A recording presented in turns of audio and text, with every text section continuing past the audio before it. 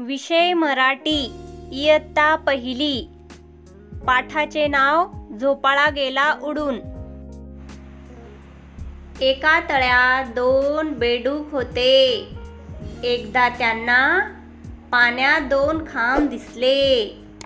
त्यांनी एक वेल आणून खांबांना बांधली. वेलीचा छानदार झोपाळा तयार झाला. दोघेही बेडूक त्यावर बसून झोके घेऊ लागले.